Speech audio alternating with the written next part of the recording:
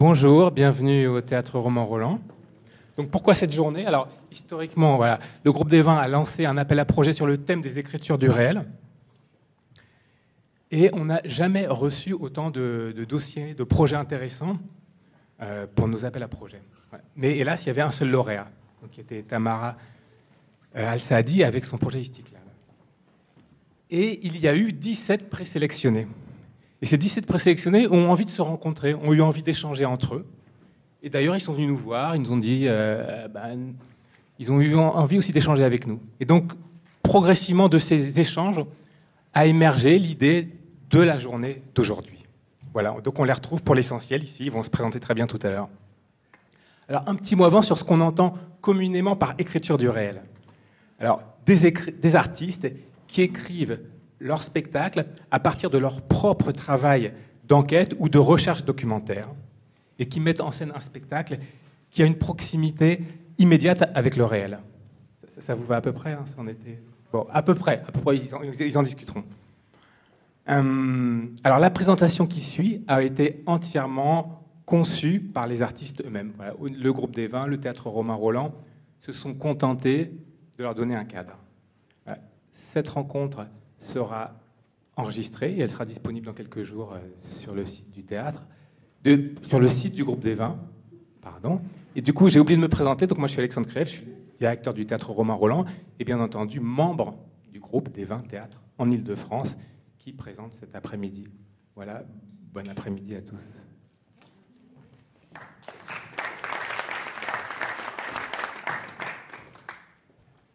Qu'est-ce que le théâtre du réel? Qu'est-ce qui fait réel? Faisons-nous fiction du réel? Notre écriture est-elle une trahison? Le théâtre du réel peut-il changer le réel? Comment le réel bouleverse le théâtre? Lors du premier confinement, on a appris, chacun d'entre nous et puis d'autres qui ne sont pas là, 17 compagnies ont appris que leur projet était présélectionné pour cet appel à projet auquel on avait candidaté du groupe des 20. Et en fait, on était dans ce moment très particulier du confinement et on a eu envie soudainement de sortir de ces relations qu'on a d'habitude, de ces relations de concurrence, même si on n'aime pas forcément dire ce mot, d'isolement, où chacun travaille dans son coin et finalement n'échange qu'assez peu sur ses pratiques. Et voilà, on s'est contactés. Beaucoup d'entre nous ne se connaissaient pas. On a discuté depuis ce moment-là, du premier confinement, surtout en visioconférence. Et aujourd'hui, c'est la première fois qu'on se rencontre en chair et en os, in real life. Depuis ce matin, depuis 9h du matin, on s'est découverte. Et donc, en fait, on a eu envie d'échanger sur nos pratiques, ce qu'on a aussi assez peu l'occasion de faire. En fait, on s'est rendu compte qu'on avait assez peu l'occasion d'échanger sur nos pratiques et sur donc cette terminologie d'écriture du réel. Est-ce que ce à quoi on vous convie, c'est un échange simplement entre artistes qui se posent des questions, les uns les unes, sur leur travail, pour essayer de définir peut-être davantage qu'est-ce que ce serait donc ces écritures du réel. Voilà. Alors ça va se passer comme ça. On a pris modèle sur la ronde de Schnitzler. Donc ce sont des entretiens croisés, c'est ainsi qu'on les a nommés. Donc par exemple, Anna va s'entretenir avec Lucie, qui ensuite va poser des questions à Julie, qui elle-même interrogera Hélène, etc.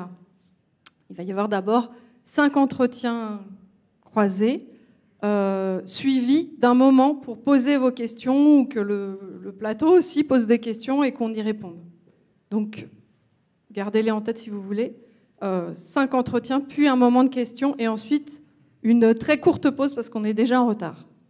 Et ensuite, on recommence avec 5 autres entretiens croisés, un temps d'échange et puis ensuite, on verra ce qu'on fait. Alors moi, je vais commencer par questionner Lucie. Lucie, tu es en train d'écrire un spectacle qui s'appelle Le Dernier Voyage, entre parenthèses Aquarius. Aquarius du nom du navire qui est un navire que vous connaissez, qui va sauveter, je sais pas si ça se dit, sauveter, qui va sauver les migrants qui se noie dans la Méditerranée. Et tu as fait le pari de raconter 10 jours de voyage de l'Aquarius en mettant, en additionnant, en croisant plusieurs points de vue, qui sont des points de vue de ceux qui étaient dans le navire, des bénévoles, des salariés de SOS Méditerranée, mais aussi de gens qui ont été sauvés, et puis de gens qui restaient à quai, qui sont des hommes politiques, des gens qui étaient en liaison radio avec le navire. Et quand j'ai lu ton dossier, ça m'a vraiment passionnée. Et la première question que je me suis posée, je me suis dit, mais quand j'imagine un peu cette ambiance, cette atmosphère, ce navire, cette grandiosité aussi des paysages, de la mer, de ces sauvetages, de ces gens entre eux qui ont une liaison entre mer et terre et vice-versa, je me suis dit, mais bon Dieu, pourquoi va-t-elle faire ça dans un théâtre ? Est-ce que le théâtre n'est pas le lieu le plus difficile pour raconter quelque chose d'aussi vaste ? Et c'est la question que j'avais envie de te poser. Alors, d'abord, j'ai choisi de raconter ces 10 jours-là particuliers parce que c'est 10 jours où, pour la première fois, ce bateau a été empêché d'accoster et de faire débarquer les 629 personnes qui avaient été sauvées par les pays européens qui refusaient l'accueil contre les lois maritimes internationales dans leur port. Ça se fait pas, ça. Et en fait, ça me semble 10 jours particulièrement intéressants pour interroger la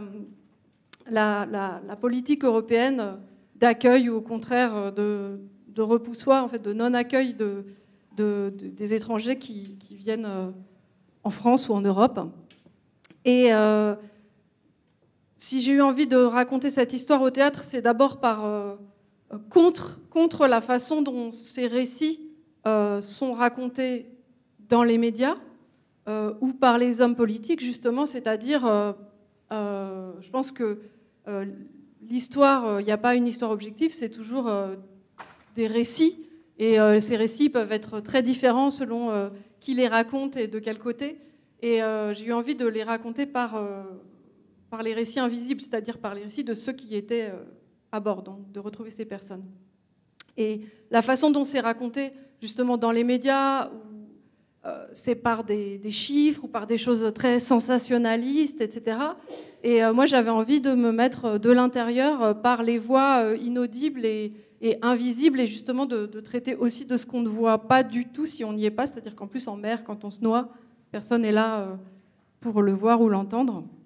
Donc ça, c'est par rapport à ce que j'avais envie de raconter, mais déjà, c'était pour le raconter d'une autre manière que c'est raconté jusqu'à présent, mais on pourrait se dire, ouais, ça pourrait être un film. Oui, ça pourrait être une conférence, ça pourrait être un livre, ça pourrait être... Voilà. Pourquoi un théâtre ? Voilà, donc par exemple, pourquoi pas un film ? Et en plus, il existe un film, vu qu'à bord, il y avait des journalistes, et dont Annelise Borges, qui a fait un film pour Euronews de 52 minutes, où on voit déjà ce voyage de 10 jours en mer. Mais dans un film, contrairement au théâtre, les choses sont passées, en fait. Elles sont passées, elles sont enregistrées, elles sont immuables, elles se reproduiront toujours à l'identique. Alors qu'au théâtre, ce qui m'intéresse, c'est qu'on peut remettre au présent, on peut faire revivre, on peut ramener aussi des fantômes, je crois que tu le sais bien. On peut faire revivre au présent, et en plus, il y a quelque chose de fort qui fait que même quand on fait, par exemple, une tragédie classique ou une histoire qui a eu lieu comme celle de l'Aquarius, on connaît la fin. En fait, pendant ce moment un peu clos de la représentation, tout est possible encore, quoi. Il y a quelque chose il y a un risque, il y a quelque chose qui peut se passer autrement. Et ce présent, en fait, pour moi, il est très, très important dans tous nos spectacles. Depuis le début du collectif F71, c'est vraiment comment faire ressentir le plus possible le présent de la représentation au spectateur et impliquer chacun dans le faire ressentir. Donc c'est pour ça qu'on fait souvent dans nos mises en scène des choses qui se font à vue, qui ne sont pas forcément conçues à l'avance, qu'on utilise des outils qui se travaillent à vue, du dessin en direct, des pédales de boucle, etc. Et est-ce que tu veux dire que c'est improvisé ou est-ce que tu veux dire que c'est prévu mais que la forme est suffisamment souple pour qu'en fonction du soir, du spectacle, des spectateurs, peut-être ça puisse être mouvant à l'intérieur? Non, c'est pas ça. C'est assez prévu en fait, même des fois très très prévu. Mais par contre, c'est comment ce qu'on produit sur scène, par exemple parce que l'acteur entre-sort du jeu par des ruptures ou parce qu'on utilise des outils, comme je le disais. Là, je parle pas forcément de ce spectacle-là, mais on fait ressentir le présent, quoi. Il y a rien de plus présent que quelque chose qu'on construit devant les yeux des spectatrices, spectateurs, et on voit les choses se faire. Donc pour moi, ce présent-là est très important, et aussi le fait qu'on est ensemble pendant le temps de la représentation, comme une communauté unique ce soir-là, faite de l'Assemblée et des personnes qui sont sur scène. Et pour moi, si j'avais envie de raconter ces 10 jours de l'Aquarius sur un plateau, c'est justement pour reconstituer cette communauté dont en plus je me sens un petit peu le réceptacle, puisque dans mon enquête où j'ai collecté des témoignages, j'ai été les voir chacun, tous ceux que je retrouvais les uns après les autres, qui m'ont re-raconté ces 10 jours, chacun de leur point de vue. Et du coup, déjà moi-même, dans mon corps, quoi, je me sens un peu le réceptacle de leurs histoires, et le refaire vivre sur le plateau, c'est de nouveau les réunir. Et je voudrais faire une analogie aussi avec la réunion, la communauté qui est créée avec les spectateurs, donc impliquer aussi, donner un rôle en quelque sorte aux spectateurs, mais de manière assez subreptice, en les faisant participer au fait que la représentation doit avoir lieu avec eux, quoi. Et j'ai lu dans ton dossier que quand tu étais allé chercher ces personnes dans différentes villes de France, même à l'étranger parfois, pour aller les interroger sur ce qui s'était passé à l'intérieur du navire, tu avais été parfois, justement, par rapport au décalage que tu as pu ressentir avec ce qu'on nous raconte dans les médias de cette histoire, et ce qui ne t'a pas été raconté de la même façon, que parfois tu as été surprise. Est-ce que cette surprise, quand tu parles beaucoup de présent, de rendre les choses présentes aux spectateurs, est-ce que c'est aussi ou non pour retranscrire cet étonnement presque que tu as eu, toi, en écoutant ces témoignages? Oui, en fait, ce qui m'intéresse dans l'écriture, qui n'est pas finie, hein, mais c'est de sauver aussi des choses qui m'ont été dites, qui sont pas du tout connues. Enfin, c'est s'appuyer sur le tout petit, sur le détail, sur des choses très très concrètes, sur les anecdotes, sur les récits personnels, pour s'en emparer. En fait, moi, quand je fais un spectacle, c'est aussi que il y a une question qui me taraude et j'ai pas envie de la garder pour moi. En fait, j'ai envie de la partager et de la penser à plusieurs, avec l'équipe, et puis aussi en la représentant. C'est une façon de penser aussi avec la salle, et que chacun, par la suite, sorte de là en ayant du grain à moudre. Et en fait, c'est ça que j'ai envie d'apporter, c'est une sorte d'énergie pour chacun après le spectacle aussi, que ça mette en branle un peu. Et pour finir sur la question de pourquoi le théâtre, c'est aussi que j'ai choisi pour ce spectacle de ne pas représenter du tout les situations ou l'incarnation. C'est un matériau qui me semblait très très fragile, de ne pas se mettre à la place des personnes ou de les jouer, mais j'ai envie d'en faire un traitement sonore, musical et vocal, et que ça soit comme une sorte d'évocation, de choses radiophoniques au plateau, devant nous, où on fabrique du son devant nous, etc. Et on porte ces récits, et même presque des fois d'être dans le noir, c'est-à-dire que justement ces images grandiloquentes que tu dis ou quoi, c'est qu'en fait les images se fassent comme pour un livre, mais où on se raconte, on imagine les choses dans notre tête quand on lit, et ben de la même manière, mais tous ensemble, côte à côte, dans un même espace. Je vous présente Julie Guichard. On a 2 Julie, alors c'est important de dire leur nom de famille. Julie, toi, ton projet il se nomme Ceux d'à côté. Pour l'instant, oui.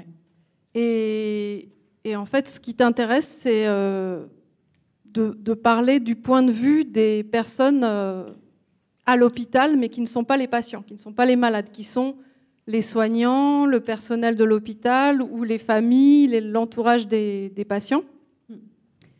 Et pour préparer ce spectacle, tu as prévu, avec ton équipe, de faire des résidences en immersion à l'hôpital. Donc, je voulais que tu nous dises un peu ce que c'était pour toi l'immersion, qu'est-ce que ça apportait et comment tu envisageais les choses. Alors, moi, je dirais l'immersion, nous, c'est la première fois qu'on fait ça. On travaille toujours sur des sujets d'actualité, mais c'est la première fois qu'on part vraiment concrètement en immersion. D'habitude, on interviewe des personnes, on fait des recherches, on lit beaucoup. Parce que ça, on a déjà fait, on a lu beaucoup, on a interviewé des personnes. Mais là, pour le coup, ça rejoint un peu ce que tu disais tout à l'heure, où l'hôpital, c'est un sujet, on a tous en tête, enfin, on est tous passés par l'hôpital. On a tous des images là dans les médias de l'hôpital, et encore plus maintenant.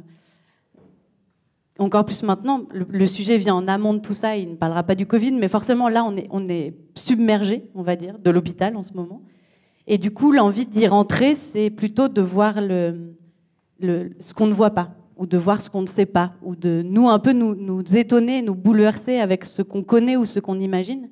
Et comme l'idée pour nous, c'est de parler de ceux d'à côté, les soignants et les aidants, c'est un peu juste de regarder ce que c'est que d'être soignant et aidant, de passer du temps là-bas, de les rencontrer à un endroit où ils sont dans le vif du sujet. Et c'est pas le moment où ils en parlent, c'est pas le moment où ils constatent ce que c'est, mais voilà, de vraiment, nous tous, toute l'équipe, de se dire, pour le créateur son, c'est quoi les sons de l'hôpital? Si je reste une journée, c'est quoi que je vais entendre? Si je suis scénographe, c'est quoi que je vais voir? C'est quoi un couloir? C'est quoi une chambre? C'est quoi... Si on arrive à rentrer à chaque fois, ça va être tout le challenge, quoi. C'est comment on rentre vraiment là-dedans.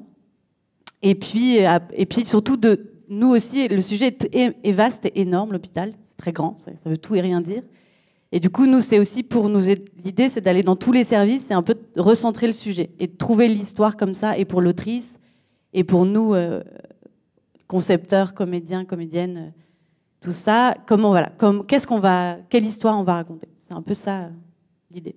Et si on devait justement se référer au cinéma documentaire, pas forcément pour le résultat, mais pour la démarche, par exemple, est-ce que tu t'approcherais plutôt, comme tu parles d'une institution, l'hôpital, par exemple de Frédéric Weisman qui va faire l'opéra ou un musée et qui va poser sa caméra dans un couloir, il va passer, c'est pas des mois à laisser tourner en attendant que quelque chose se passe, ou plutôt de Pardon qui va mettre un cadre fixe dans un bureau mais qui va se faire oublier et être à l'affût de situations, de dialogues, d'un truc comme ça dramaturgique, ou d'Agnès Varda qui va aller un peu forcer la chance sur les chemins et qui va aller rencontrer des gens et puis bifurquer au fur et à mesure de ce qui se passe.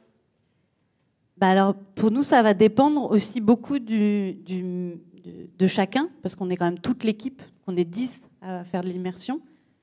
Donc ça va être très différent. Pour l'autrice, par exemple, l'autrice, elle veut être totalement seule. Et ce qu'elle veut, c'est se poser à des endroits. Elle disait, je vais me mettre dans la salle d'attente, et puis après, je vais me mettre dans la salle de pause. Et puis on verra si au bout d'un moment, il y en a un qui voudra bien m'emmener avec lui. Elle dit, je veux tout voir. Du coup, je vais me mettre dans une chambre, puis je vais aller en administration. Et puis je vais aller à la femme de ménage, je vais aller à la blanchisserie. Elle veut travailler sur, elle dit c'est une ville. L'hôpital, elle dit beaucoup ça. C'est une sorte de ville, une structure, et du coup, il faut qu'elle travaille à partir de cette structure. Et à l'intérieur, après, elle va donner elle va centrer. Mais elle a besoin, elle, de connaître toute la structure entière. Par exemple, à la différence des créateurs son qui, eux, là, ils sont en train déjà de commencer des musiques. Ce qui est un peu compliqué, voilà, pour nous, c'est que nous, déjà, on est déjà en travail de plateau avant l'immersion. Et on est sur de la création pure de musique, de chorégraphie, de choses comme ça. Et on va dire que nous, l'hôpital, ça va nous permettre de décentrer un peu l'endroit où on est. Ou alors, en tout cas, de choisir tout d'un coup quel passage on va prendre d'univers. Un peu, c'est plus ça. Du coup, ça dépend vraiment de qui sera à l'immersion. Donc, les matériaux que vous allez chercher, ils sont vraiment très diversifiés. Ça peut être des gestes, oui. Ça peut être des mots entendus. C'est tout. Par exemple, nous, là, j'ai regardé un documentaire qui s'appelle À chaque instant, qui est sur la formation des infirmières. Et par exemple, à partir de là, on a pris juste le moment où elles apprennent à porter un patient qui est hémiplégique. Et du coup, à partir de là, on a créé une espèce de chorégraphie longue où, en fait, il y a la répétition de ce geste et puis on crée à l'intérieur une petite histoire. Donc, c'est comment on va prendre une toute petite chose et puis on va essayer de raconter... Ou tout bêtement aussi, il y a cette chose-là, on en parle beaucoup, parce que finalement, on a beaucoup de gens dans nos familles et dans nos amis qui sont dans le métier, manipulateurs radio, infirmiers et tout, on s'est dit aussi, par exemple, un exemple tout bête, mais j'ai une amie qui me disait, j'étais à l'hôpital la dernière fois, et en fait, elle était sur un lit aux urgences, et en fait, elle voyait une infirmière qui rentrait et sortait des chambres. Et ce qu'elle entendait, bonjour, très heureuse, machin, puis elle ressortait, et elle avait elle éteignait son visage dès qu'elle sortait, elle bougeait pas, et hop, elle reprenait une chandelle, bonjour, ça va. Et c'est ces petites choses-là, nous, qu'on cherche. C'est comment on fait un des comédiens, comme il disait ça, il dit comment on cherche aussi, nous, la théâtralité là-dedans. Qu'est-ce qui fait les émotions, passages, les rythmes et tout ça. Moi, c'est plutôt ça que je vais essayer de chercher, parce que l'autrice aussi, elle va créer sa dramaturgie à partir de ce qu'elle va percevoir. Elle, ça va plus, c'est pas tant les mots, parce qu'elle a vraiment une patte, une écriture poétique, c'est plus les histoires, la structure politique et les histoires qu'elle va intégrer là-dedans. Donc c'est comme si chaque personne un peu de ton équipe accumule une forme de grammaire pour sa discipline propre, et ensuite vous allez rassembler ça dans une écriture collective. Comment se passe l'écriture en fait? Comment vous réunissez ces choses aussi différentes et diverses que des gestes, des sons, bien sûr c'est tout ce qui fait un spectacle, mais comment ça se passe concrètement? En fait, nous on fait tout en même temps, c'est ça un peu l'idée, c'est qu'on va partir en immersion jusqu'à très tard dans la création. Et en même temps, on va faire des répétitions au plateau, et en même temps, l'autrice va écrire. Du coup, nous, c'est vraiment des allers-retours constants. C'est-à-dire qu'on va aller en immersion, on va ramener chacun nos petits matériaux, on va tester des choses, et puis après, on va repartir en immersion, on va repartir au plateau, on va repartir à l'écriture, et au bout d'un moment, à la première, il y aura quelque chose. C'est un peu ça l'idée. D'accord. Mais on se laisse le temps de chacun amener quelque chose pour, après, moi, on va dire mon rôle là-dedans, de orienter, de structurer tout ça pour que ça fasse une chose.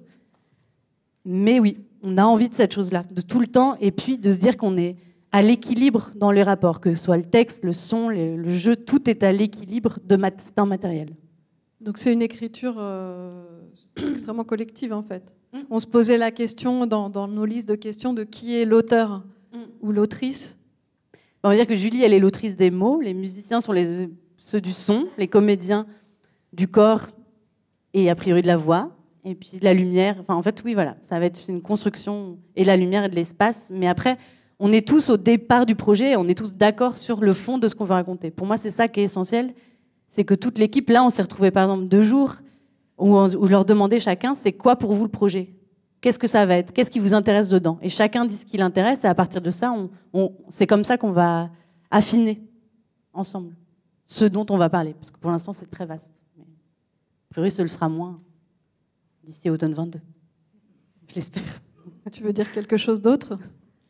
Non, c'est tout. Ok. Salut Hélène. Salut Julie.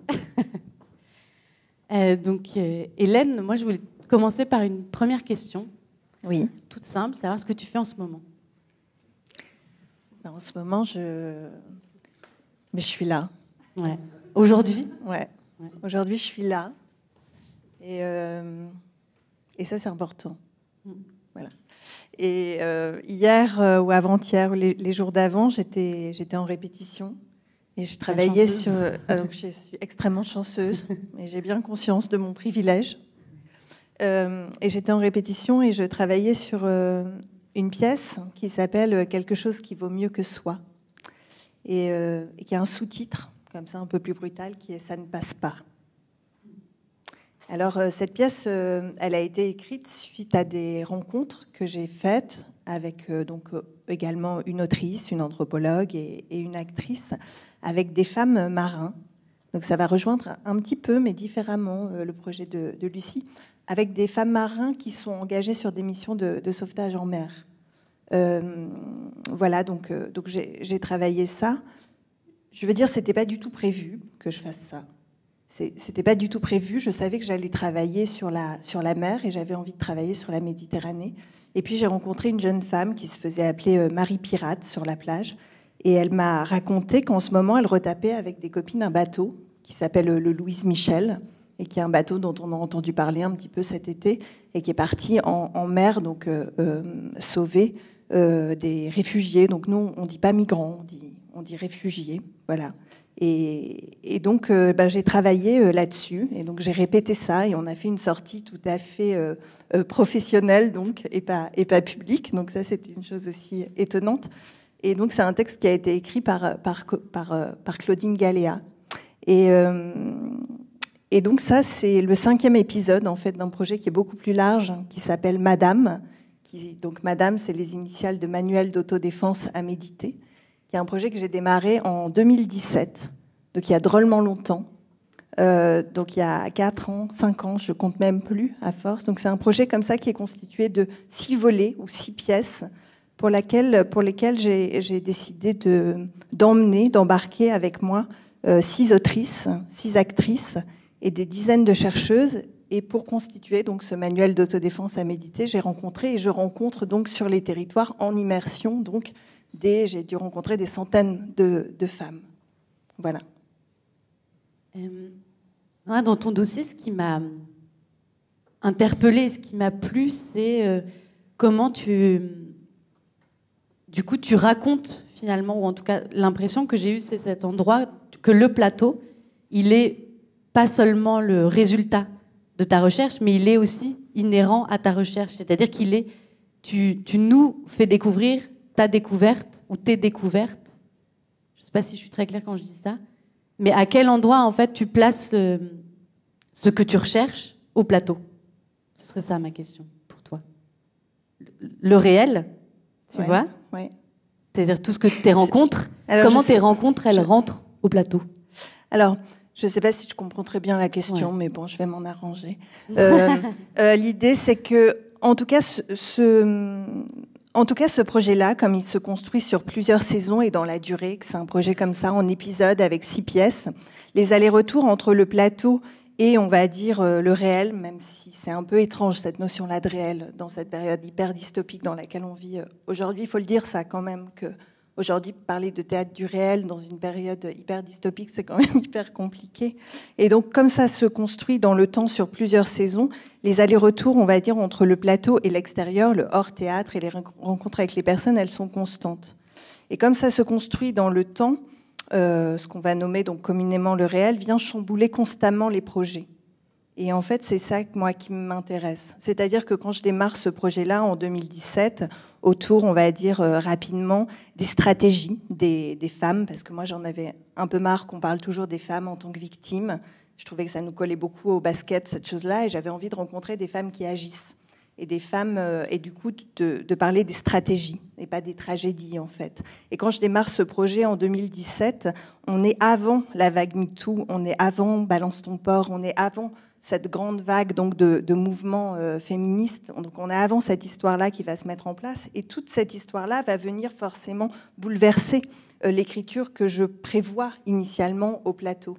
Et donc c'est cet aller-retour là constant entre cette grande histoire et puis on va dire une histoire plus petite qui va être par exemple, je veux dire c'est quelque chose qui déborde dans tous les sens. À la fois il y a cette histoire-là qui vient nous bouleverser. Ok, merci. Ça fait 5 minutes, on a encore 10. Et à la fois, il y a plein de petites histoires qui vont venir me rencontrer. C'est-à-dire qu'à un moment donné, je ne sais plus. C'est-à-dire que je vais commencer moi-même à aller manifester, à aller coller dans les rues, à écrire des tribunes avec 500 copines parce que je trouve que ça ne va pas, ce qui se passe dans tel théâtre, etc., etc. C'est-à-dire qu'à un moment donné, il y a une chose qui devient complètement fluide entre le plateau et l'extérieur et qu'il n'y a plus de séparation en fait entre ce qui va se passer sur le plateau et ce que je vais vivre moi en tant que personne aussi dans ma militance par exemple, etc. Donc, je ne sais pas si ça répond très bien, mais j'avais envie de dire ça en tout cas.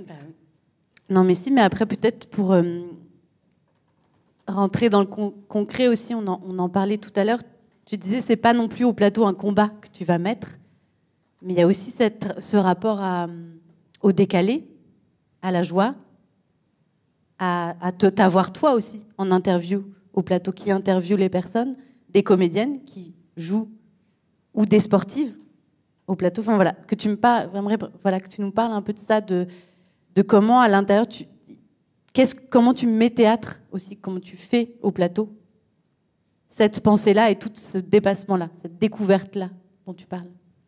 Ça part du postulat. Bon, déjà, moi, Alors, par rapport à la question, c'est drôle que te posait Lucie tout à l'heure. Moi, je serais plus proche d'une démarche à la Varda.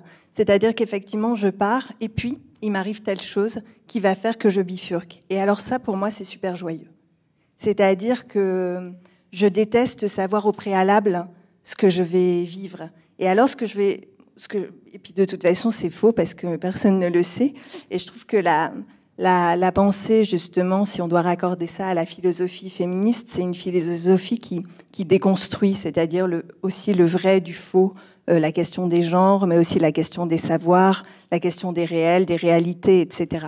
Puisque tous les savoirs sont situés, sont des choses qu'on nous apprend. Et donc, au niveau du plateau et de ce que j'essaye de faire, c'est de raconter cette aventure-là qui est parcourue. C'est-à-dire de raconter mes incertitudes, de raconter en fait mes naïvetés, de raconter les voix que j'ai entendues. Et après, ça peut se traduire plus concrètement. Je disais tout à l'heure qu'il y avait 6 autrices qui étaient associées au projet. Donc pour moi, on part ensemble, donc en immersion, rencontrer par exemple ces femmes qui font du sauvetage en mer. Et puis il y a un texte qui est écrit. Et donc il y a 6 textes, il y a au fond 6 commandes de texte qui sont faites. Et ça constitue, on va dire, une partie du spectacle. C'est pas simplement une commande de texte, c'est quelque chose qui est discuté entre nous sur une dramaturgie croisée entre une anthropologue, une autrice, une metteuse en scène. On travaille au préalable. Et en fait, par exemple, je voulais, moi, qu'il y ait des commandes de texte, parce que je crois beaucoup en cet objet-là poétique qui nous permet de regarder ensemble, on va dire, le réel en faisant un petit pas de côté. Et puis, ces commandes à ces 6 autrices permettaient de rendre compte d'une certaine manière de la pluralité des voix entendues à l'extérieur et de donner à la fois une sorte de singularité à chaque projet. Je vais encore t'embêter parce que je vais te reposer la question que je te posais tout à l'heure, que j'adore te poser. C'est la question entre réel et fiction. Tu sais, cette chose-là, tu disais, toi, là, dans ton travail, tu brouilles ça. Et ça, moi, ça me plaît, ça m'intéresse. Oui, effectivement. Quand on parle. Ouais, effectivement. Effectivement, alors ça, c'est effectivement une frontière que j'essaie effectivement de brouiller. Alors, il y a cette histoire de présent, de parole au présent, mais ça veut dire que, par exemple, une autrice va écrire effectivement sur des sportifs de haut niveau. Déjà, il y a une frontière qui est brouillée parce qu'elle écrit sur des sportifs de haut niveau, parce que moi, je voulais être sportif de haut niveau, puis je décide de faire du théâtre. Donc, il y a une première... C'est-à-dire que je vais vers ça, non pas par hasard, mais parce que ça me concerne. Et après, au plateau, quand on voit, par exemple, ça c'est le Madame 3, c'est le 3e épisode, qui s'appelle Scoreuse. Et quand on voit cet épisode, on ne sait plus si l'actrice qui joue est une sportive, réellement ou pas. Et il y a une chercheuse qui intervient sur le plateau, parce qu'il y a des chercheuses qui interviennent. Et les spectateurs, spectatrices ne savent plus si vraiment la chercheuse c'est une chercheuse ou si c'est une actrice. Et moi, ça me fascine. J'adore ça, qu'on ne sache plus. Et parce que je trouve que c'est cet endroit-là, c'est en convoquant cet endroit-là qu'on va créer qu'on crée un endroit de présent en fait avec les spectateurs et les spectatrices. C'est-à-dire qu'on les convoque à voir quelque chose qui les met dans une tension, dans une incertitude. Et je crois que c'est ça, moi, au fond, qui m'intéresse. Voilà. T'as toute petite chose ou ça, c'est bon écoute, non, ça me semble pas mal pour l'instant. Merci. Donc moi, j'ai pris des petites notes. Dans ton dossier, donc Julie, il y a 2 termes qui m'ont étonnée. Déjà, peut-être juste dire, puisque tout le monde ne sait pas, comment s'appelle ton projet. Alors, le projet s'appelle La fille de Strassow. D'accord. Donc, c'est un projet qui est en lien avec Natacha Campouche. Tout à fait. Et alors, dans ton dossier, il y a 2 termes, moi, qui m'ont mis un peu en alerte. À un moment donné, tu parles en termes de faits divers. Et puis, il y a un autre terme, dont on peut parler après dans un second temps, qui est le terme de victime. Donc, est-ce que tu peux me parler de ça, déjà ? Je veux dire, moi, j'ai été étonnée que tu présentes ça comme un fait divers. Oui. Oui, c'est ce que tu m'avais dit, et c'est vrai qu'il y a une violence déjà pernicieuse des médias en utilisant ce mot fait divers pour en même temps des accidents et en même temps des faits divers criminels. C'est-à-dire qu'on met un peu tout dans le même panier, donc c'est déjà une certaine violence. Et après, voilà, ces faits divers n'ont pas du tout la même fonction. Et plus un fait divers est sordide, plus ça séduit les spectateurs, les auditeurs. Et moi, le point d'entrée en fait de ce projet, c'est ma propre curiosité des faits divers, parce que j'étais très friande des faits divers, des faits entrer l'accusé, etc. Donc je me suis en fait moi-même interrogée sur cette curiosité un petit peu malsaine pour ces histoires sordides et ce que ça raconte un petit peu de notre monde, de notre humanité. Et donc l'affaire Natacha Campouche m'a interpellée pour ça, parce que c'est une figure de fait divers qui essaye en fait de déconstruire le fait divers quelque part, parce qu'elle refuse de répondre au statut de victime de fait divers qu'on veut lui imposer. Et ça, je trouvais ça très fort. C'est-à-dire que dès sa sortie médiatique, donc pour rappeler un petit peu l'affaire Natacha Campouche, peut-être que tout le monde ne la connaît pas, c'est une jeune Autrichienne qui s'est fait enlever à l'âge de 10 ans, à la sortie de son école, et qui a été séquestrée pendant 8 ans avant de s'échapper. Et donc son histoire, son récit était très attendu, parce que son ravisseur s'était donné la mort juste avant, donc on attendait vraiment son récit. Et dès sa première apparition télévisée, elle dérange parce qu'elle refuse, encore une fois, d'avoir ce statut de victime. Elle apparaît déjà comme une jolie jeune femme, éduquée, éloquente, donc ça dérange énormément. Elle cache sa souffrance et elle refuse de rentrer dans la vision manichéenne des journalistes. Elle refuse de donner des détails sur sa séquestration, mais notamment sur son intimité avec le ravisseur. Elle refuse de dire qu'elle a été violée, par exemple.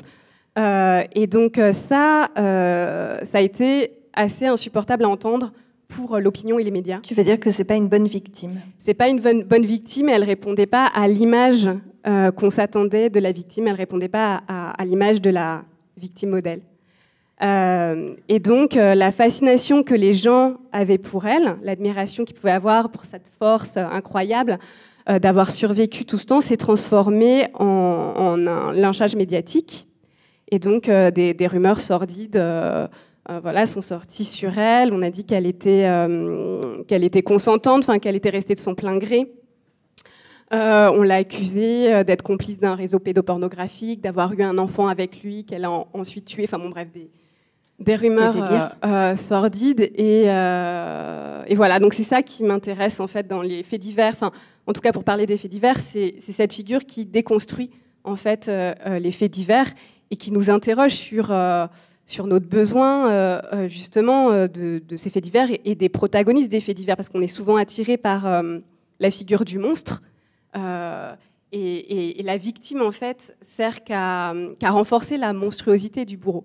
Et la victime en tant que telle ne nous intéresse pas. Elle perd son identité en devenant victime. Et c'est pour ça, d'ailleurs, que Natacha Campouche a toujours refusé qu'on lui impose, en fait, ce statut de victime.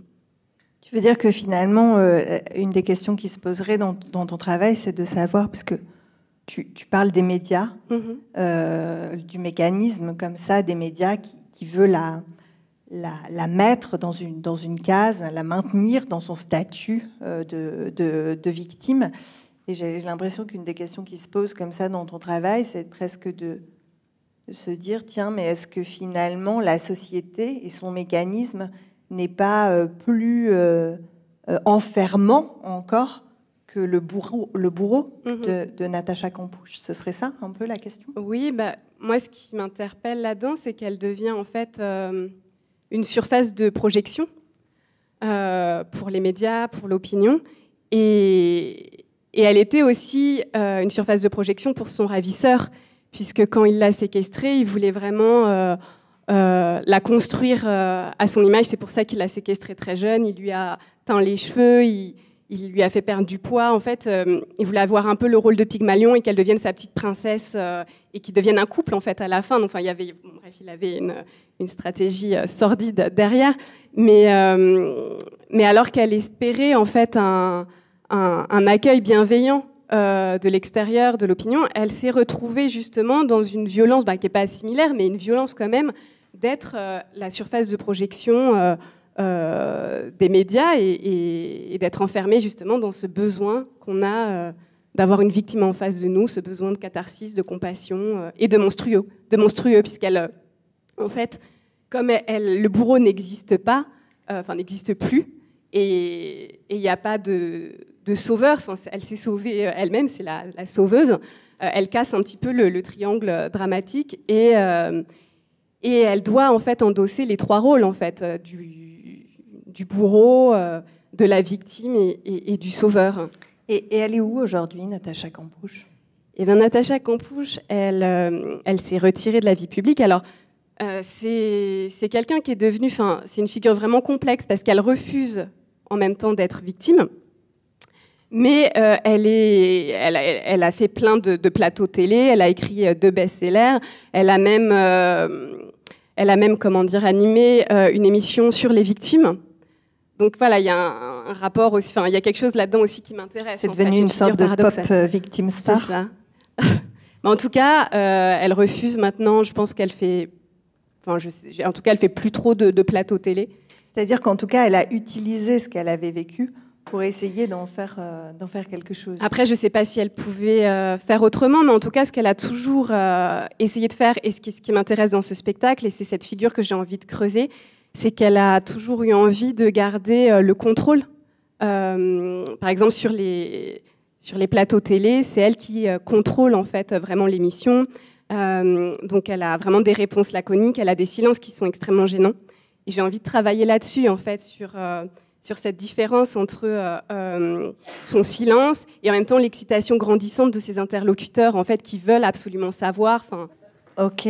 J'avais encore une question à te poser. C'est qu'il existe des pièces, je crois, qui ont été écrites sur la vie de cette femme, sans être spécialisée. Hein. Je connais en tout cas une pièce de Solène Denis, Stockholm. Mm-hmm. Il y en a d'autres ? Il y en a plusieurs, en fait, qui sont vraiment sur sa séquestration. Et c'est vrai que ce n'est pas du tout l'endroit qui m'intéressait. Oui, c'était ça la question que je voulais te poser. Ouais. C'était pourquoi ne pas monter ces pièces-là ?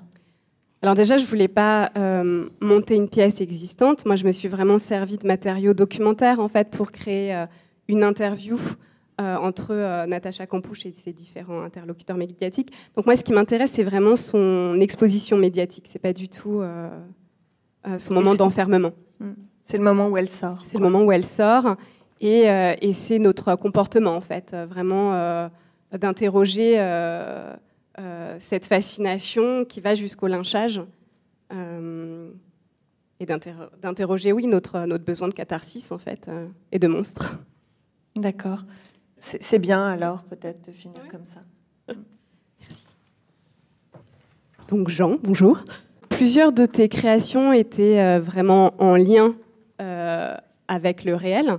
Tu as mis en scène Transit avec des demandeurs d'asile originaires de l'ex-Union soviétique. Tu as mené un travail avec des détenus de la maison d'arrêt de Metz et le spectacle d'ailleurs au festival Passage avec des réfugiés politiques de toute nationalité. Donc c'est un recours récurrent en fait dans tes créations. Et au-delà de tes spectacles dits d'inspiration documentaire, tu as beaucoup travaillé donc, sur des spectacles d'auteurs contemporains et d'auteurs classiques. Et ce qui m'a touchée, moi, dans ce texte, Le Maître et la Perdrix, c'est vraiment le geste littéraire. C'est-à-dire qu'à l'encontre, en fait, de spectacles documentaires qui veulent vraiment être au plus près de la réalité et qui s'inspire vraiment de faits réels. Là, on a vraiment un geste d'auteur, une vraie écriture. Et c'est ça qui m'a beaucoup touchée.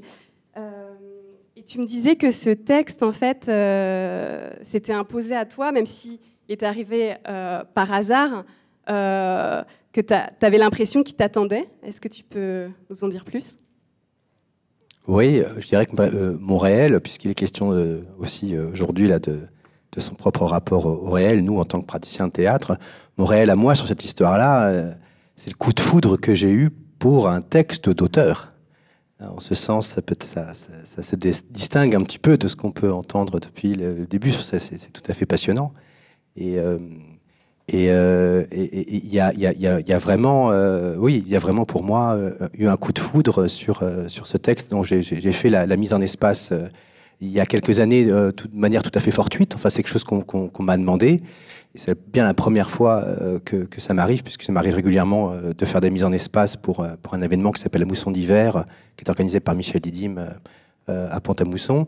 Et j'ai immédiatement décidé, au bout de la deuxième lecture, de le monter. Je le regrette d'ailleurs toujours pas aujourd'hui. Donc voilà, je parlerai de réel aussi à cet endroit-là, parce qu'il faut bien que j'avoue que derrière cette démarche-là, ce n'est pas moi l'auteur.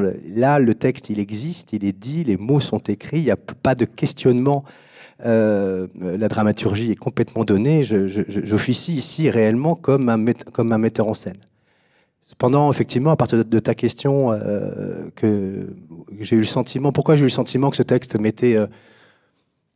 oui, comme le sentiment que ce texte m'attendait un peu, ou que j'attendais un peu ce texte, je pense que de manière globale, c'est aussi une rencontre avec son auteur, avec Martin Bellemare. Martin Bellemare, c'est un auteur québécois, et que j'ai découvert par ce texte, et j'ai d'ailleurs décidé, après lui avoir proposé de le monter, d'entamer vraiment un processus de collaboration pour 3-4 ans avec lui. C'est la première fois que ça m'arrive, mais voilà, j'ai un vrai coup de foudre, non, en termes de terrain, de travail, d'intérêt, de manière d'envisager aussi et de faire du théâtre. Donc il y a l'auteur, bien, et très de manière plus anecdotique, enfin plus anecdotique, je sais pas. Tu disais effectivement que j'ai eu l'occasion de faire un travail avec des réfugiés politiques il y a quelques années pour le festival Passage. Alors j'étais tout à fait passionné d'entendre les discours, d'ailleurs tout le travail de Lucie, comme le tien d'ailleurs aussi, parce que la question de l'immersion aussi vient là. C'est fou comme les choses se recroisent ici.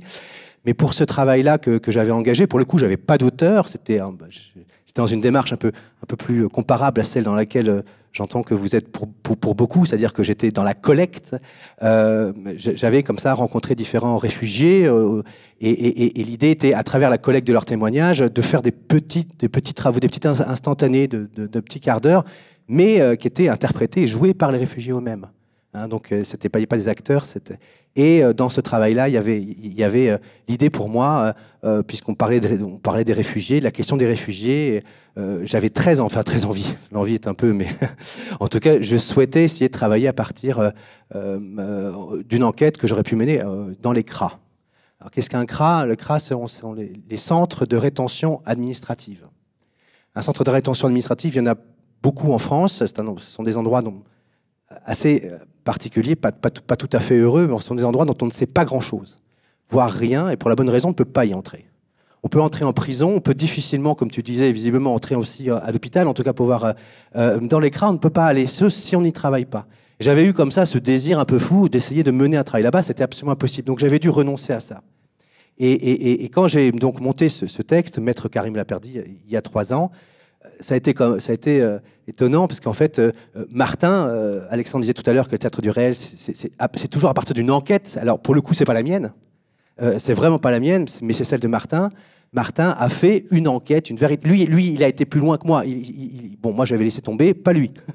Il a été plus loin que moi. Il a fait une enquête de 1 an et demi autour des CRA, du fonctionnement, de la manière dont fonctionnent les CRA. Et il a produit cette pièce dont il parle effectivement des CRA et où il fait œuvre aussi parce que c'est un auteur de fiction. Et oui, ce que j'ai trouvé intéressant aussi, c'est la construction du personnage de Karim et la réflexion autour de ce personnage, parce que l'auteur disait, enfin tu me le disais aussi, qu'en fait il avait rencontré ces gens qui étaient obligés quelque part d'être dans le mensonge pour obtenir une liberté, et que c'est à partir de cette réflexion-là qu'il a construit ce personnage de Karim, qui échappe en fait à tout le monde. Est-ce que tu peux nous en dire un petit peu plus ? Pas tant que ça, parce qu'en fait, tu as relevé quelque chose dans une interview que moi, je n'avais pas vu. Donc quand j'ai vu, j'ai quand même vu les questions de Julie avant, j'étais très étonné, où je me souvenais plus, et quelque part, je te remercie, parce qu'on a déjà un petit peu attaqué les répétitions. Il y a beaucoup de questions. Et je trouve cette réflexion de Martin, à partir de la question du mensonge, c'est-à-dire de l'obligation pour celui qui se retrouve aujourd'hui malheureusement placé dans un CRA. Qui sont dans les CRA aujourd'hui? Ce ne sont pas des gens qui ont fait... ils ne sont pas là pour des délits, hein, sinon on va en prison. C'est parce qu'ils n'ont pas de papier, donc ils sont des illégaux et a priori ils seront reconduits à la frontière. Donc le principe même, et Martin visiblement tu l'as relevé, le dit très précisément, très bien dans cette interview, c'est que il faut mentir, il faut cacher la vérité, et à partir de cette dystopie-là, cette folie-là, parce qu'il y a quand même beaucoup de gens qui travaillent, des policiers qui font des enquêtes, cette folie au milieu de gens qui finalement ne font qu'être dans l'un. Il a imaginé ce personnage de Karim, et donc ça c'est la partie, je dirais, fable du texte. C'est un texte singulier parce qu'il est très documentaire. Il y a une première partie complètement étonnante où il n'y a pas de fable, on ne parle que de la situation des CRA. Il y a même les acteurs qui s'interrogent à un moment, on me dit alors quand est-ce que ça commence la pièce, c'est qui ce Karim? Moi c'est une phrase qui m'a énormément plu, et il a imaginé ce personnage de Karim qui vient un peu parce que lui il est l'invisibilisation par excellence, il se cache, il change d'identité, il est un peu cette personnification finalement de l'obligation pour les gens qui sont retenus d'être, d'oublier quasiment leur identité, quoi. Et est-ce que tu peux nous parler de tes choix de mise en scène? Est-ce que ce spectacle-là, qui est quand même différent des autres spectacles documentaires, parce qu'il y a un vrai texte, est-ce que dans ta mise en scène, dans ta démarche, est-ce qu'il y a quelque chose de différent? Ce sont les mêmes logiques au niveau... Je vais essayer d'aller vite, je crois qu'il ne reste plus beaucoup de temps, mais je vais juste te dire que j'ai tout de suite, quand j'ai eu ce coup de cœur pour ce texte, j'ai tout de suite pensé qu'il fallait le faire avec de jeunes acteurs. Ça m'apparaissait évident, parce que la langue, encore une fois, il s'agit d'un auteur, donc il y a une langue. La langue qui est convoquée ici par Martin, c'est vraiment la langue des jeunes. Il le dit dans le texte, hein, c'est pas moi qui l'invente. Il y a une manière, même une manière d'écrire, de se rapporter, et les personnages en tant que tels. Karim a 23 ans, l'autre personnage a 22 ans aussi, qui est Tina, qui travaille dans ce CRA, qui travaille. Et il m'apparaissait évident que je devais travailler avec des jeunes acteurs, un chœur de jeunes acteurs.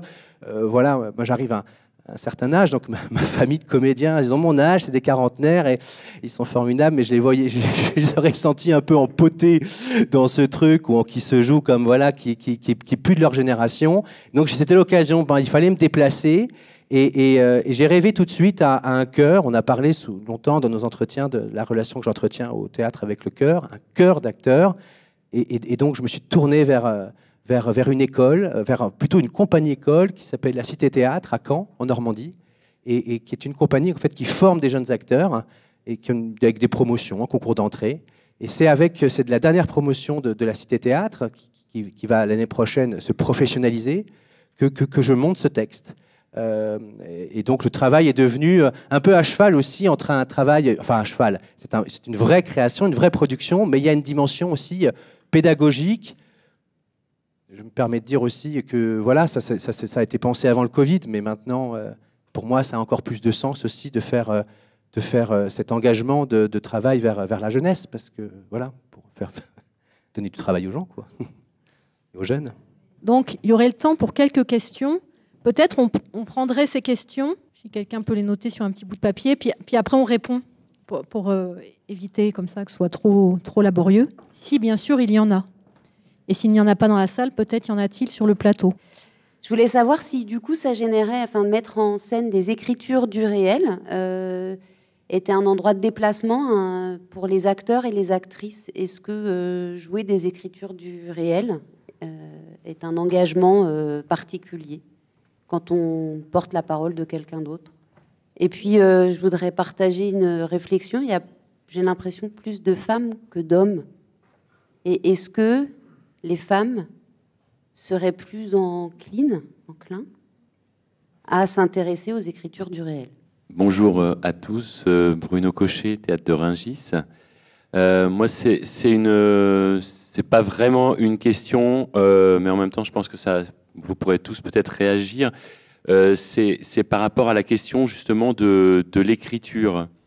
Jean Deplanche disait que là, il y avait un vrai texte avec une écriture, donc avec le passage par un poète dans l'écriture. Après, il y a aussi votre travail au plateau, qui est aussi une autre dimension poétique. Et finalement, tout à l'heure, Anna, tu demandais à Lucie pourquoi pas un film, pourquoi pas un livre, pourquoi pas un documentaire. Et en fait, pour moi, l'intérêt du théâtre, entre autres, mais de tous les arts, c'est d'amener une dimension supplémentaire au réel qui nous permet de l'appréhender autrement et de le penser autrement. Et donc, un peu, si j'avais une question, ça serait un peu comment vous abordez cette question-là, justement, entre les sujets que vous choisissez, qui sont des sujets très politiques, très forts, qui ancrent énormément les choses et qui, donc, du coup, peuvent, à certains endroits, aller à l'encontre, ou en tout cas être une difficulté par rapport à accéder à la poésie, accéder à un autre regard, parce que le sujet est fort. Ça fait pas mal de choses à répondre déjà. Est-ce qu'il y a peut-être une dernière question ? Très bref. En fait, la plupart de ceux qui ont parlé jusqu'ici, ou de celles justement, menaient des enquêtes, diverses enquêtes sur ce qu'avait été tel ou tel événement, ce qu'avait été tel ou tel vécu, ce qu'avait été telle ou telle façon de vivre ceci ou cela. Et je me suis dit qu'en fait, mener une enquête sur ce qu'on appelle un événement du réel, mais la poésie aussi est un événement du réel, est-ce que c'est pas aussi d'abord mener une enquête sur la forme du théâtre ? C'est-à-dire que, puisque vous menez une enquête sur un objet que votre enquête va définir, dans le courant de l'enquête, forcément, on définit comme si vous étiez aussi à la recherche d'une forme de théâtre qui n'est pas encore là. Et si cette forme n'est pas encore là, qu'est-ce qui fait défaut dans les formes ? Qu'est-ce qui ferait défaut ? Voilà. Olivier Michel pour la pop. C'est la question de la forme et donc de la mise en scène, parce que vous parlez beaucoup du matériau d'enquête, effectivement, mais peu des intentions de mise en scène. Donc voilà. Ça m'intéresserait d'en savoir plus sur ce sujet. Catherine Boscovitz, metteur en scène. J'avais simplement une question un peu générale, puisque vous êtes sur des projets qui sont en train de se faire ou qui ont été préparés ou qui se préparent, et que vous êtes sur le théâtre du réel. Quel est l'impact sur ce que vous produisez, ce que vous écrivez, ce que vous créez, ce que vous inventez aujourd'hui, avec ce qui se passe aujourd'hui, que ce soit à l'hôpital, que ce soit à l'Aquarius, que ce soit, etc. Est-ce que quelque chose change par rapport à votre démarche ? Est-ce que la situation actuelle depuis un an vous a fait dévier quelque chose, ou en tout cas prendre en compte quelque chose plus que vous ne l'auriez pensé sur vos sujets ? Personnellement, je travaille sur, j'ai pas encore pris la parole là-dessus, mais sur le lien, on va dire, sur le lien d'amour, coûte que coûte, vaille que vaille, qui est entretenu par les morts et les vivants entre eux. Évidemment, cette crise qu'on a traversée, qui nous a à un moment donné empêché d'enterrer nos morts, par exemple, ou qui a bouleversé le rapport au rituel, au deuil, même s'il y a eu, bien sûr, des gens dont je fais partie qui ont pris des chemins de traverse et qui se sont débrouillés pour être assistants pompes funèbres le temps d'une journée pour enterrer leurs voisins. Mais disons que voilà, tout ça a été très bouleversé. Et bien sûr, je me suis posé la question... Faut qu'on respire quand même quand on répond. Et bien sûr, je me suis posé la question à l'endroit de mon propre projet, puisque ce qui était en train de se passer, les questions qui étaient posées par l'époque qu'on traversait, étaient déjà posées d'une certaine manière dans le spectacle. Elles étaient posées comme des questions, il y a plusieurs personnes qui ont parlé de ça, de choses secrètes, de choses qu'on ne voit pas trop, de choses qui nous conditionnent dans la société dans laquelle on évolue, mais desquelles on n'a pas forcément pris conscience. Et tout d'un coup, on prenait conscience. On prenait conscience qu'on avait peur de mourir. Voilà, déjà. Et j'ai fait le choix, mais peut-être d'autres auront d'autres réponses, de ne pas déplacer du tout le propos du spectacle, mais de faire le pari sur le fait qu'il résonnerait suffisamment à son endroit, et que surtout, je n'avais pas envie de faire un spectacle post-Covid. Mais par contre, je suis en train de construire avec le Théâtre National de Toulouse une performance qui va durer une dizaine d'heures, qui s'appelle Visible Invisible, et qui traite du même sujet de manière beaucoup plus politique et qui va se construire avec les spectateurs et pour les spectateurs. Et ça a été ma réponse. Mais il y en a sûrement plein d'autres. Sur la question, effectivement, de la mise en scène, d'autant plus qu'encore une fois, je pense que ça a été très clair, moi, je ne suis pas du tout l'auteur, je n'ai pas mené d'enquête, je monte un texte auquel, évidemment, je ne changerai pas un mot. Et donc, je ne suis, entre guillemets, qu'un metteur en scène sur cette histoire-là. Même si c'est une enquête, et même si je crois fondamentalement... On s'était posé beaucoup de questions à l'époque, savoir est-ce qu'on allait présenter ce projet-là dans le cadre d'un appel à projet sur le tas du réel. Par rapport au fait que je montais un texte. Est-ce que ça pouvait rentrer à l'intérieur? Et je pense que clairement oui, mais c'est vrai que ça nous positionnait. Sur la mise en scène en tant que telle, le travail que je peux faire avec Astrophe, Julie redisait un petit peu ce qu'on pouvait faire, que ce soit sur les textes contemporains ou les textes classiques, est un travail, en tout cas sur les formes qui sont un peu des formes composées, un travail où je travaille beaucoup avec mes collaborateurs la question du chœur. Donc c'est un travail très choral. Et donc le choix, parce que ce texte est en fait, je ne l'ai pas dit, mais je n'ai pas eu le temps de le dire, ce texte n'a pas de personnage. Donc on pourrait en faire un monologue, comme il pourrait être monté par 60 personnes. Donc vraiment, ça c'est une volonté de Martin, c'est de laisser au metteur en scène la distribution de toutes les répliques. On peut le monter à 3, à 20, à 30. Et c'était important pour moi par rapport à c'est la manière dont je fais du théâtre, dont j'aime faire du théâtre, d'avoir du monde au plateau. Donc il y aura 8 comédiens au plateau, ce qui est déjà beaucoup, et ce qui déjà laisse un vertige de possibilités par rapport à la distribution des répliques. Vous pouvez imaginer que si voilà, on a un texte de 60 pages et que moi-même je deviens un peu auteur, je deviens un peu concepteur à cet endroit-là, ne serait-ce que dans la répartition des répliques. Et je dirais que presque Martin laisse au metteur en scène une part d'écriture dans ces décisions-là. Et donc, voilà, je réponds assez précisément sur la question de la mise en scène. L'autre chose, c'est que j'ai à cœur dans le travail, effectivement, de créer un rapport spécial avec le public et un rapport particulier, enfin, en tout cas, d'essayer d'effacer la distinction scène-salle. Je ne suis pas le seul à le faire, je crois qu'on est beaucoup à le faire ça, mais en tout cas, c'est quelque chose que j'aime faire. Les spectacles qu'on mène avec la compagnie, on garde la salle allumée et il n'y a pas de décor, parce que qui dirait décor dirait que l'espace de la représentation serait extérieur à la salle. Et pour moi, j'aime imaginer que la représentation se fait quelque part entre le public et les acteurs. C'est un endroit, c'est vraiment l'endroit de l'oralité. Donc il y aura une dimension très frontale et qui est très épurée, très simple, très en relation avec le public, mais qui correspond au texte, puisque Martin utilise dans l'écriture, il a utilisé un truc assez étonnant qu'il appelle lui-même la pronominalisation, c'est-à-dire que tout son texte s'adresse directement au public. Il raconte une histoire en disant tu travailles dans un centre, t'es flic, tu fais ci, tu fais ça. Et on change de point de vue tout le long comme ça, grâce à ce processus de pronominalisation, où les acteurs prennent en charge, où le texte finalement fait complètement voyager les spectateurs dans tous les points de vue possibles qu'il peut y avoir dans un CRA. On devient flic, on devient détenu, on devient à travers ce truc de langage assez convenu. Voilà, je vais peut-être m'arrêter là. Ok, merci. Je vais reprendre aussi à la question de la mise en scène. Ça va croiser d'autres questions. Comment on met en scène les écritures du réel? En tout cas, sur le projet, je peux parler donc sur le projet Madame, il y a un dogme esthétique qui est posé au départ, qui va lui-même bouger au fur et à mesure, mais au départ, il y a un dogme comme ça qui est posé, de partir vraiment d'un théâtre de parole. Donc on se dit, sur le plateau, on a le droit d'utiliser un micro. Et après, au fur et à mesure qu'il y a une nécessité qui se crée pour raconter différemment, il y a d'autres éléments qui peuvent être apportés. Voilà, mais il y a une chose qui part d'une chose comme ça, très simple, très radicale. Et dans le dogme, comme ça, ou la charte esthétique, il y a la présence, par exemple, d'une comédienne professionnelle et d'une personne amatrice aussi sur le plateau.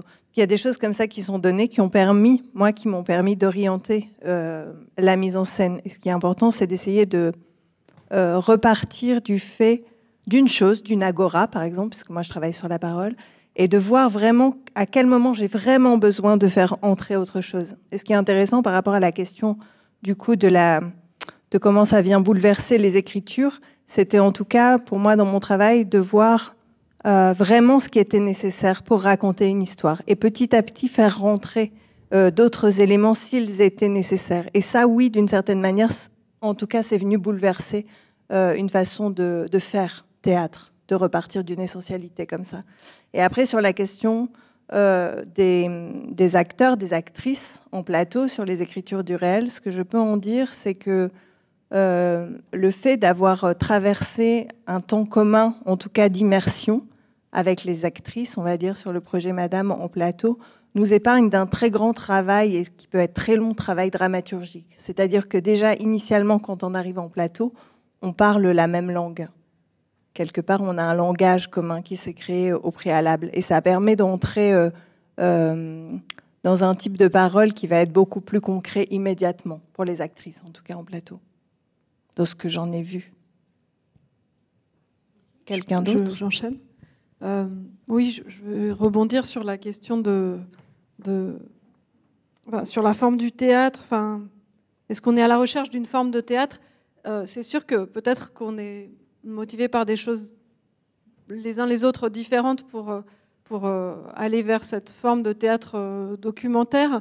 Mais c'est sûr que pour un metteur en scène, en tout cas pour moi, je pense que je vais vers cette question-là aussi parce que c'est comme si le champ de la mise en scène était encore plus élargi et commençait déjà avec l'écriture, avec ce qu'on amenait comme matériaux, et aussi plus collectif puisqu'il se fait... il peut aussi se faire très collectivement sur un projet avec une pièce, etc. Mais là, en fait, j'ai l'impression que je vais répondre à plusieurs questions à la fois. Pour créer ce décalage, justement, d'un matériau qui est très brûlant, qui est hyper contemporain, pour moi, avec l'histoire de l'Aquarius, ça se passait en juin 2018, avec quelque chose qui peut être dur ou pathos, et que j'ai pas du tout envie d'aller vers là. J'ai pas du tout envie de mettre les spectateurs dans une sorte de trucs où on leur dirait vous avez vu, c'est terrible, et puis en fait il n'y a rien à faire, ou je sais pas quoi. Au contraire, j'ai plutôt envie de montrer des luttes en cours avec des gens qui se sont regroupés et qui font des trucs ensemble, quoi, et de nous donner un peu cette énergie. Mais j'ai aussi besoin de le faire à plusieurs, et je suis extrêmement consciente avec ce matériau de la récolte de témoignages que j'ai fait, qu'il faut que je le décale sur le plateau, et qu'il n'y a que comme ça qu'on pourra l'entendre et le recevoir sans violence et avec un décalage poétique. Donc c'est ce que je cherche quand j'essaye de le faire de manière uniquement presque comme un concert, en m'alliant aussi avec un musicien, Fred Costa, et je me connais aussi un petit peu, je sais mes défauts. Je sais que je peux être extrêmement rationnelle ou avoir envie de bien tout comprendre, etc. Et je fais aussi confiance à mon équipe et mes collaborateurs dans l'équipe pour me décaler, en fait. Donc, même si j'en suis peut-être pas capable tout de suite, immédiatement moi-même, je sais que je veux y aller et je sais que je vais demander aux autres, y compris aux comédiens, de le faire. Et pour répondre aussi à la question des comédiens et du jeu, justement, on est là avec le dernier voyage Aquarius, vraiment sur la question de comment interpréter les mots de quelqu'un d'autre qui vit, quoi, qui a vécu des trucs durs, et puis en plus qui est toujours là et qui nous ont confié leurs histoires. Donc pour moi, en l'occurrence là, dans ce projet, c'est vraiment dans quelque chose d'assez brechtien, d'entrée-sortie, de toute façon extrêmement chorale, vu qu'ils ne seront que 4 au plateau, dont uniquement 3 comédiens qui feront aussi du son et de la musique, et un musicien, ils ne vont pas jouer un personnage d'un bout à l'autre, etc. Ils ne vont jamais incarner, et c'est comment plutôt on va créer choralement des ambiances sonores pour dérouler cette histoire, ce récit, en le portant ensemble, en construisant ensemble devant les yeux du public un récit musical, quoi, et sonore. Et juste pour répondre à Catherine, moi j'ai eu très peur au début en me disant alors les gens ils vont vouloir plus que des vaudevilles et je sais pas trop quoi. Et puis après je me suis dit bon, en fait il faut rien changer, quoi. Il faut... Évidemment, ça impacte, mais ça nous impacte tous en ce moment. Voilà, j'ai pas besoin d'expliquer, mais je me dis qu'on a d'autant plus besoin que les théâtres soient des lieux de parole publique et de parole politique en ce moment, et voilà, il ne fallait pas changer le projet. Oui, on se pose beaucoup la question, on entend souvent quand on fait du théâtre du réel, la question de la mise en scène, quelle sera la forme finale. En fait, quand on commence à se plancher sur le réel, ce qu'on observe, c'est des protocoles. C'est-à-dire, on observe des redondances, des choses qui reviennent. Et dans Julie, ce que tu racontais sur l'hôpital, nous, on a travaillé à l'hôpital. Ce qui est très frappant, c'est à quel point un hôpital est organisé par protocole, c'est-à-dire les soignants obéissent en permanence au protocole. En réalité, pour une raison simple, c'est qu'à la mort, ils n'ont pas vraiment de réponse. Nous, on travaillait avec des enfants polyhandicapés. On n'a aucune réponse sur les enfants, à propos des enfants polyhandicapés et aux questions qu'ils nous posent. Et les protocoles, par contre, sont extrêmement têtus. Et quand on travaille sur le réel, on passe notre temps à interroger les protocoles. Et aussi à interroger le protocole final qui va être finalement celui de la restitution. Mais si on veut savoir quelle sera la forme du spectacle, eh ben, il suffit de regarder la forme qui a été choisie pour recueillir l'information et ensuite la travailler. Là, on a toutes les réponses. Et ça permet d'être dans la structure et puis aussi ensuite de rentrer dans le détail des histoires hyper particulières et des exemples. Donc, il faut avoir le courage aussi de se dire on peut suspendre la question un certain temps. Mais par contre, d'être vraiment attentif, effectivement, au protocole. Aujourd'hui, c'est ce qu'on a fait ce matin. Moi, je me disais, ce serait bien quand même qu'on prenne le temps d'échanger sur le fond de ce qu'on fait et tout. Et on ne s'est posé que des questions de comment on allait se passer, le micro, etc. En fait, moi, je suis plutôt content. Parce que finalement, ces questions-là, elles ne sont pas du tout anodines. Et elles soulèvent plein de questions qui nous renvoient à comment on conçoit le théâtre, etc. Je voulais juste, rebondir un peu, parce que je trouvais cette question très belle sur la question de mener une enquête sur la forme. Moi, c'est vrai que c'est quelque chose qui m'obsède beaucoup, cette question-là, et notamment, ça me fait penser mais je crois que j'en avais parlé avec toi, de Milo Rao, moi, cette chose-là où j'aime beaucoup me poser la question quand je m'engage sur un sujet, pas tant en quoi ce sujet est intéressant pour mon spectacle ou pour ma recherche, mais en quoi le théâtre est nécessaire à ce sujet-là. Et cette question-là qui pose beaucoup lui, et que moi je me pose beaucoup en me disant, voilà, nous dans le théâtre qu'on fait avec mon équipe, c'est d'être pas du tout réaliste. Et du coup, c'est ça que j'aime beaucoup, c'est comment on prend un sujet très documentaire, très réaliste, très politique, et comment tout d'un coup on va complètement l'amener ailleurs. C'est-à-dire que nous, on va se dire, un hôpital, j'entends ces bruits-là, on va bruiter avec nos bouches ou créer une ville entière d'hôpital avec 4 comédiens. Et c'est ça un peu, moi j'aime beaucoup, c'est cette magie-là où comment à un moment donné on se dit, dans l'hôpital, qu'est-ce que le théâtre peut amener un petit peu en plus, et qui est de ne pas être réaliste, d'être de vivant à vivant, toutes ces choses-là. Voilà, je voulais juste dire ça. Merci beaucoup. Il y a une question qui n'a pas du tout été répondue. Pourquoi plus de femmes ? Peut-être parce que c'était les 17 présélectionnés d'un concours et que les femmes sont quand même vachement meilleures en général pour les concours. Moi, je dirais ça. Bonne pause et à tout à l'heure.